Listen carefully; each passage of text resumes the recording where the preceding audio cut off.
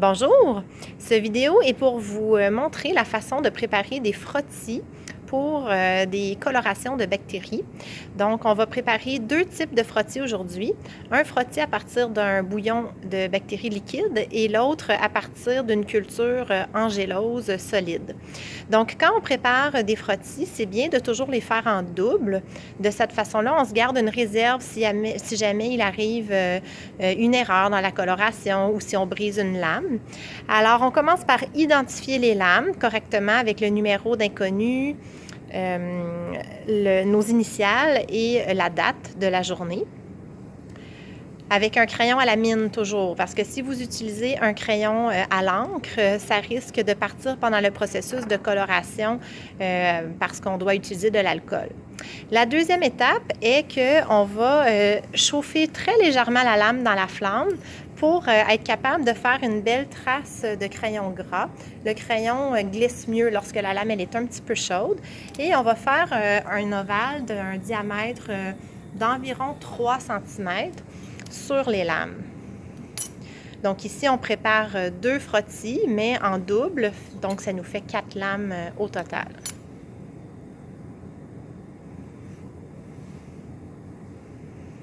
Pour le frottis, à partir d'un bouillon liquide, on va saisir le manche de coche avec le fil bouclé. Toujours stériliser le fil dans la flamme, évidemment.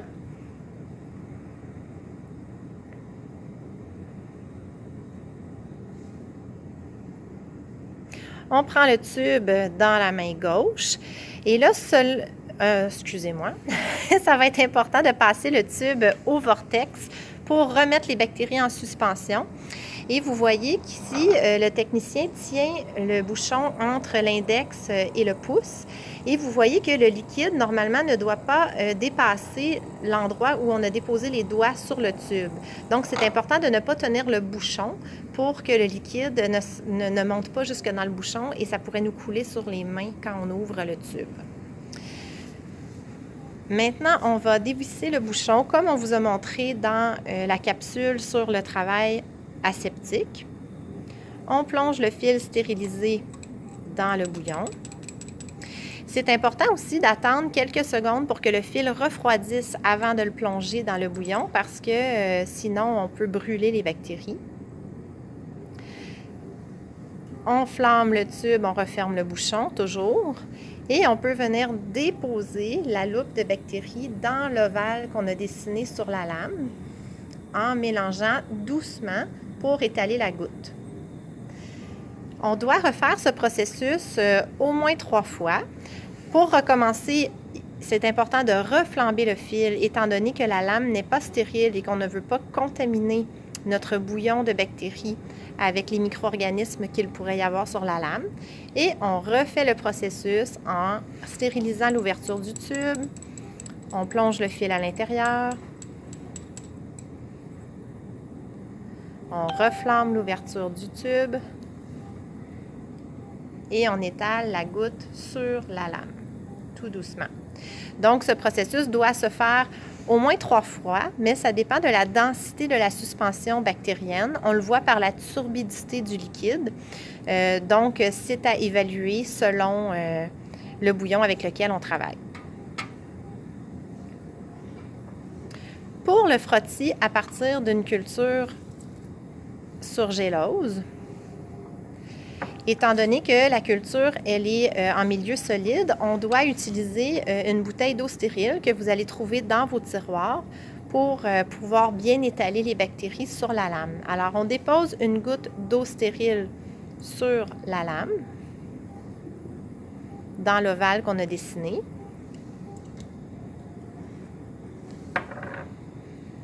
On stérilise le fil bouclé dans la flamme.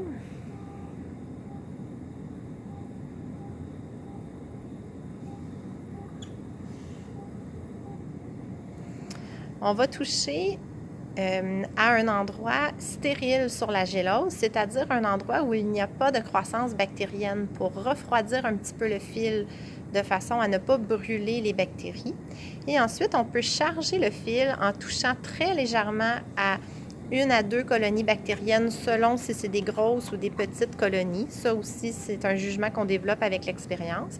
Et on vient émulsionner la goutte, la colonie de bactéries dans la goutte d'eau stérile sur la lame. Quand on fait cette étape, il faut bien étaler la goutte parce que une colonie de bactéries contient beaucoup de bactéries, donc ça peut faire un frottis assez dense. Mais en même temps, il faut essayer de ne pas trop accrocher le crayon gras qu'on a dessiné sur la lame parce que, comme vous le savez, ça crée des débris dans la coloration et ça rend difficile l'interprétation de la coloration. On flamme le fil pour bien stériliser. Nos frottis sont maintenant prêts à faire sécher. C'est important qu'ils soient bien secs avant de faire la coloration. Donc, on peut les déposer sur un portoir et rapprocher légèrement le portoir de la flamme pour qu'ils puissent bénéficier un petit peu de la chaleur de la flamme pour sécher plus rapidement. Quand le frottis est sec, on va devoir le fixer dans la flamme avant de faire la coloration. Donc, une fois le frottis bien sec, on va prendre la lame et le passer quelques fois de haut en bas dans la flamme en touchant par la suite la lame sur la main. On devrait sentir une petite chaleur. Il faut sentir une bonne chaleur sans que ça nous brûle la peau. Donc, ça aussi, c'est quelque chose qu'on va développer avec l'expérience. Et cette étape, elle est importante pour ne pas perdre les bactéries dans le lavabo quand on va passer à l'étape de la coloration. Bon travail!